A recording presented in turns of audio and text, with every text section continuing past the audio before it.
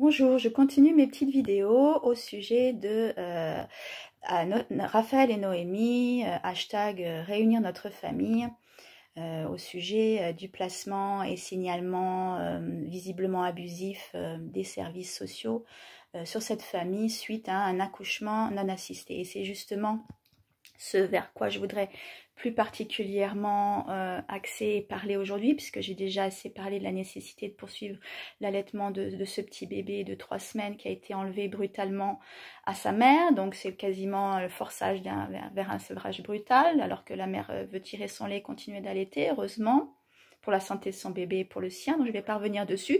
J'ai fait 2 vidéos que vous pouvez retrouver sur YouTube, une sur Twitch. J'aimerais bien essayer sur Odyssey et Crownbunker, mais j'ai un peu de mal avec les nouveaux médias, voilà. Et puis c'est suite aussi à un super article qui a été fait par une avocate de Rennes que vous pouvez trouver. Donc c'est Marie Blandin, je crois. Sur Instagram, elle a vraiment expliqué le point de vue juridique par rapport à la déclaration de naissance, et que c'est justement parce si les parents n'avaient pas fait cette déclaration de naissance qu'ils auraient pu avoir des soucis au niveau judiciaire, puisqu'il y a une amende si on ne fait pas la déclaration des enfants après voilà, les 8 jours. Bon, elle explique ça très bien par rapport à la visite médicale qui n'est pas obligatoire tout de suite à la naissance, hein.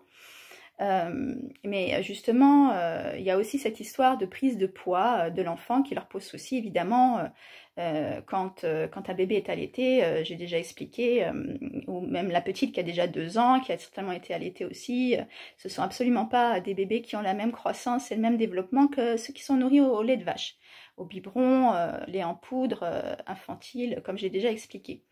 Donc du coup, le volume crânien est différent, le poids est différent, l'estomac est différent, enfin tout est différent. Et d'ailleurs, ces pédiatres, dont un seul visiblement malveillant, puisqu'il a raconté des mensonges devant les parents pour ensuite faire le signalement à la PMI, j'appelais ça de la malveillance parce que ça veut dire qu'on ment, hein. Donc si on ment de façon voilà, complètement disproportionnée, puisque pour lui les enfants étaient trop maigres, mais on ne place pas un bébé, on n'enlève pas un bébé de sa mère parce qu'il est trop maigre, parce que sinon il y en aurait des bébés maigres qui seraient enlevés du sein de leur mère, hein. Il faut savoir qu'ils se basent, tous ces pédiatres, ces médecins, sur des courbes.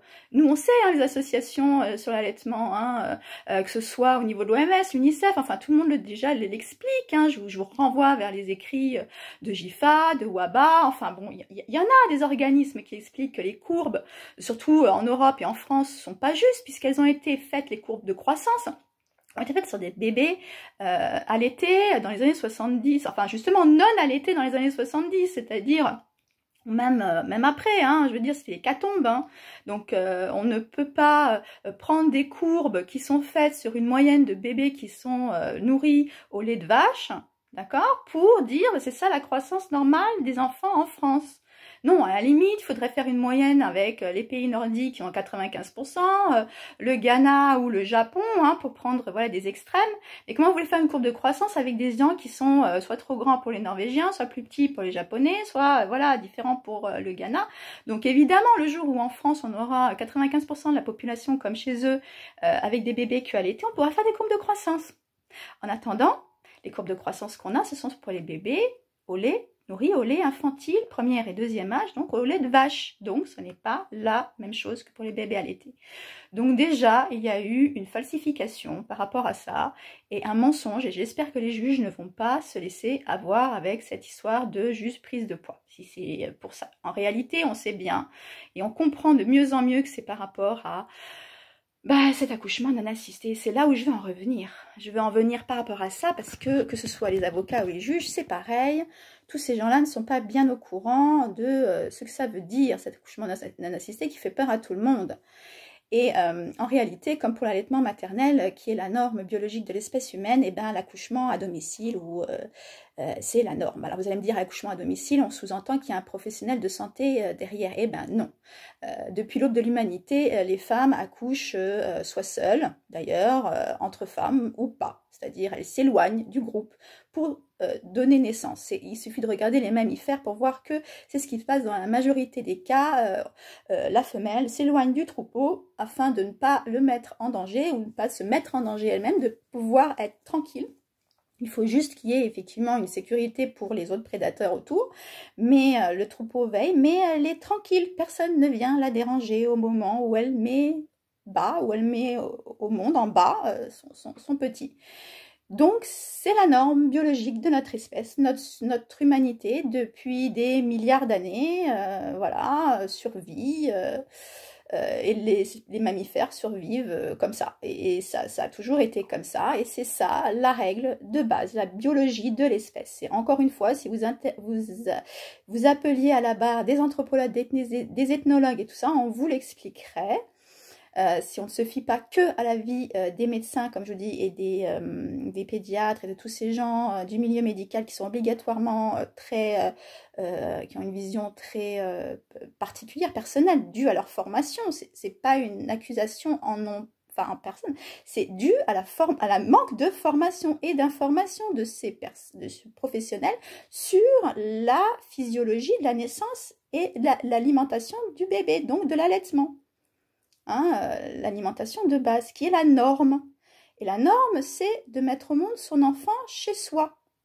Pas dans une structure hospitalière, inhospitalière, justement, c'est-à-dire inconnue, stressante, où on déplace alors qu'elle est en train la femme est en train d'avoir des contractions, donc risquer d'expulser son bébé en chemin.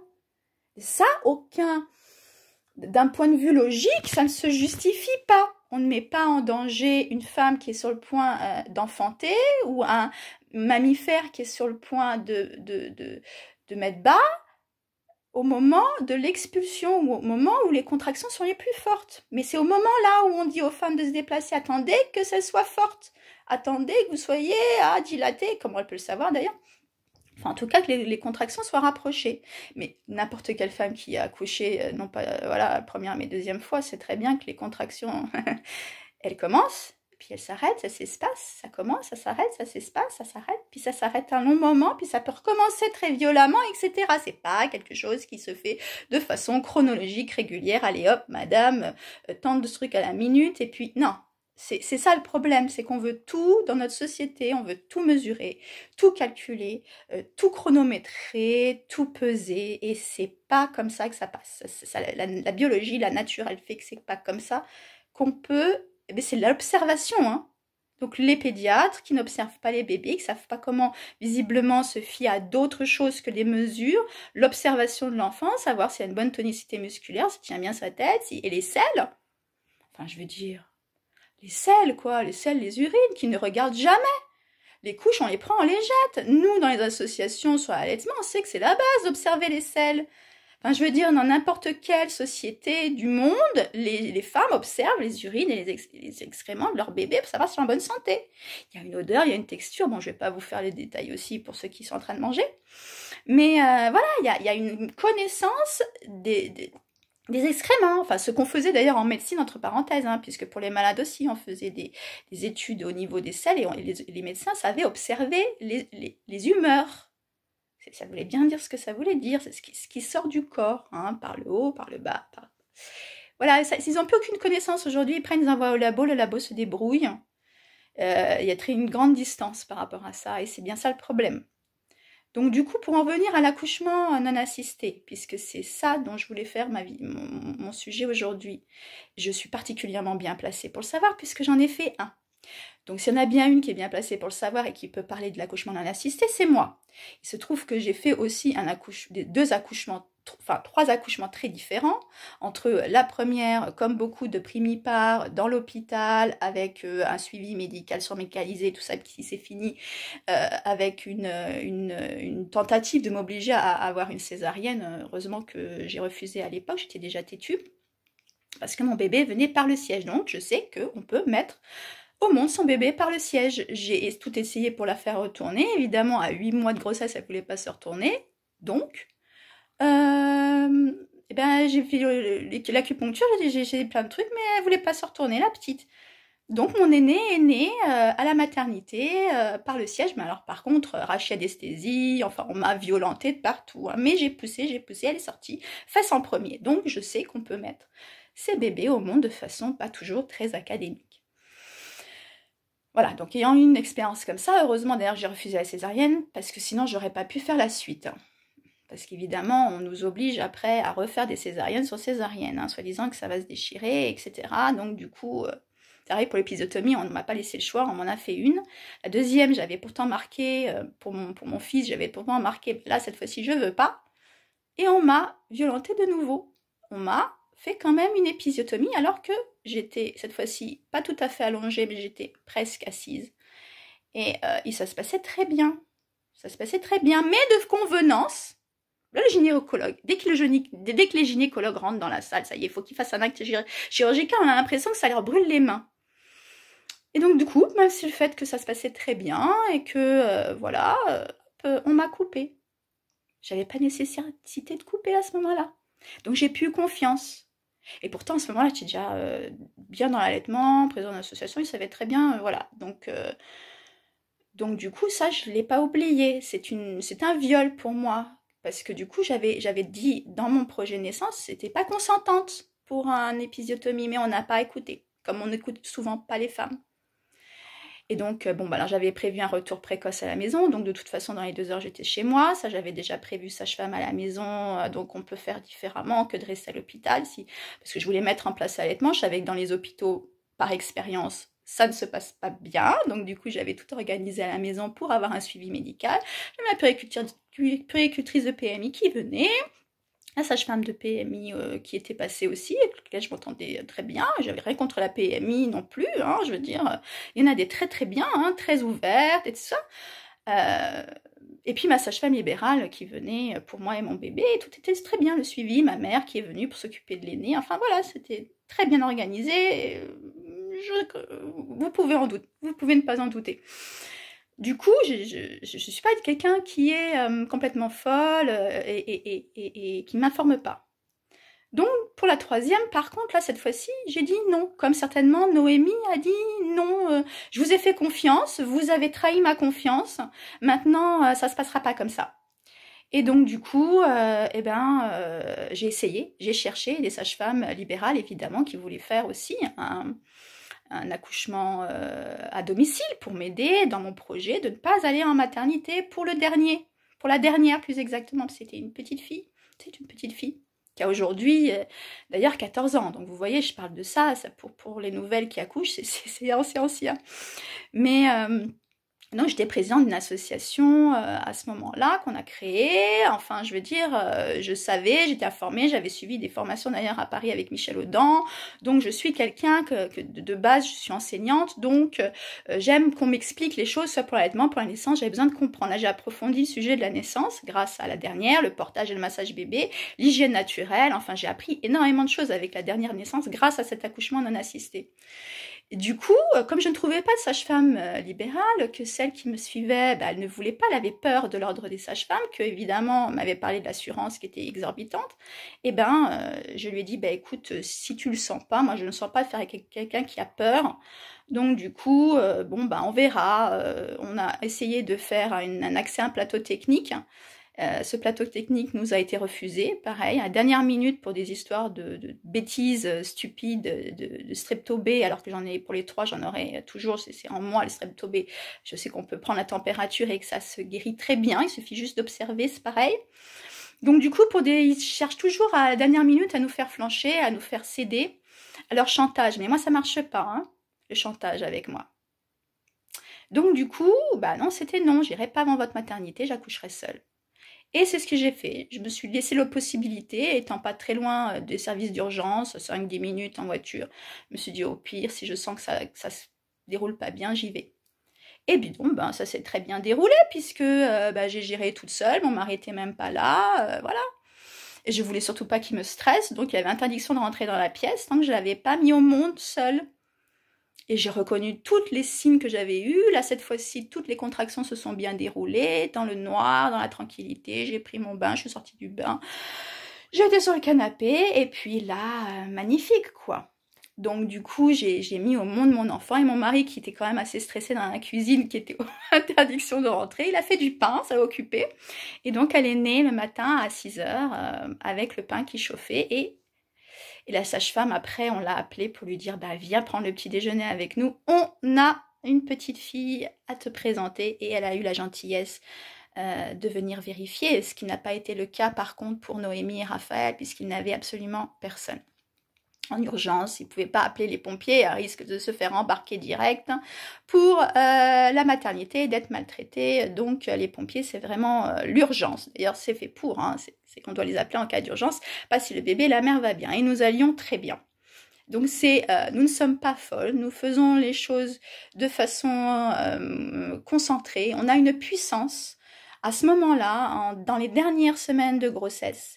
Et au moment de la naissance, on a une puissance, une vraie force physique et mentale qui, quand on traverse ça, nous suit pour le reste. Grâce à cet accouchement non assisté, ça m'a donné une force.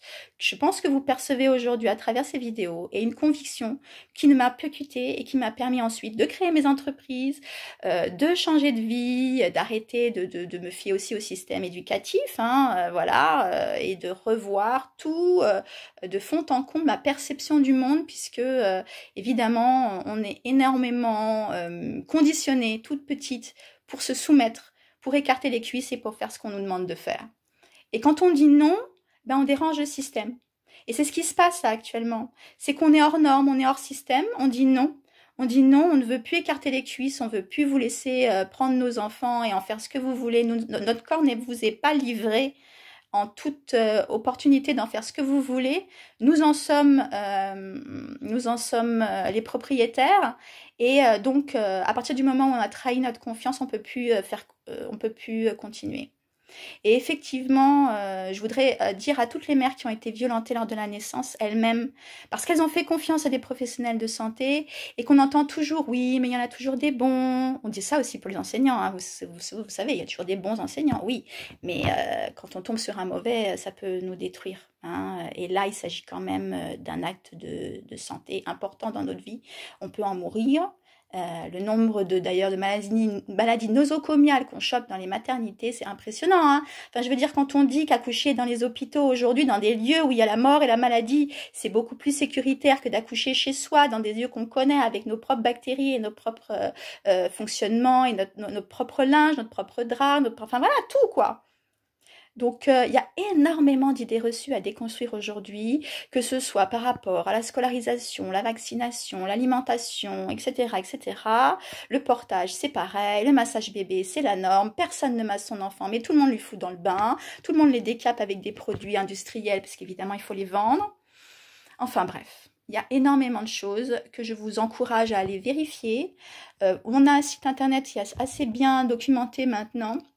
Il y a beaucoup de pages là, sur l'accouchement non assisté, l'accouchement à domicile, le portage, enfin tous les trucs sur l'allaitement et le maternage. Et voilà, en gros, afin de déconstruire, afin de se déprogrammer, comme dit Emma Cruzy, je vous renvoie aussi cette lanceuse d'alerte journaliste en Suisse, qui fait de super vidéos sur la naissance, avec Bonapace, qui est une sage-femme, Madame Bonapace, Julie Bonapace, qui est une sage-femme extraordinaire, qui a été dans les premières justement à défendre cette naissance physiologique, comme beaucoup avant, Michel Audin, Frédéric Le Boyer, enfin, etc. Je ne vais pas faire la liste, mais voilà. Nous réclamons, nous, aujourd'hui, les femmes, en 2022, après tout ce qui s'est passé en plus avec le Covid, les maltraitances qui ont été faites dans les hôpitaux aux femmes obligées de accoucher masquées, accoucher et de se faire vacciner pour pouvoir voir leur bébé, les papas, chantage, enfin la famille, enfin. Aujourd'hui, c'est plus possible. Le masque, justement, va tomber. Le masque est en train de tomber.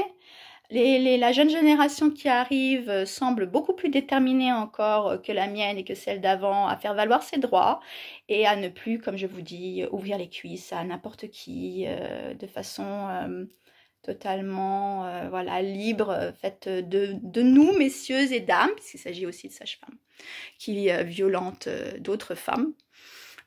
Donc, messieurs et dames, vous ne pourrez plus faire de notre corps ce que vous voulez et vous ne pourrez plus faire de nos enfants bientôt non plus ce que vous voulez. Tenez-vous-le pour dit. Je ne dis pas que c'est tout le monde. Je sais bien qu'il y en a qui essayent de changer le système de l'intérieur et qui ont énormément de mal. Je ne remercierai jamais autant cette sage-femme qui m'a aidée et qui a quand même pris aussi des risques personnels. Grâce à elle, voilà, grâce à d'autres, je sais que d'autres femmes ont pu se reconstruire, grâce aux doulas aussi, qui font un travail formidable, des psychologues, des psychothérapeutes, enfin, il y a des gens, des professionnels de santé ou pas, qui sont extraordinaires, mais ils sont pas si nombreux que ça.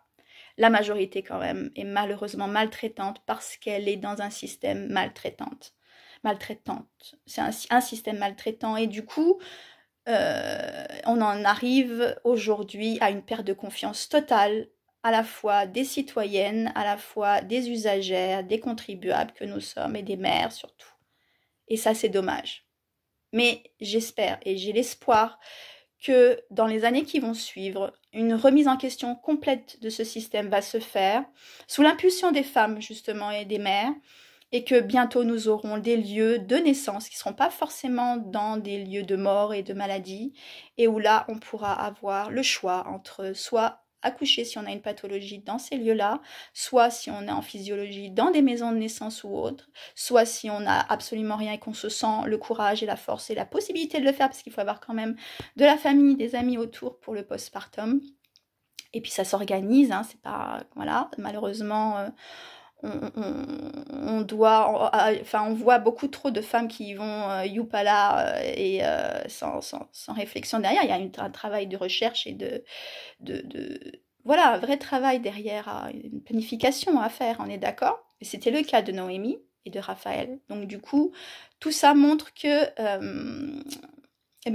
il faut soutenir ce genre de personnes parce que si demain nous laissons faire, nous allons vers une société de plus en plus violente et non pas vers cette société dont je vous encourage à rêver, à espérer et à construire vous-même, c'est-à-dire une société plus respectueuse du corps, des mères, des enfants et aussi des pères. Merci beaucoup de partager. Au revoir.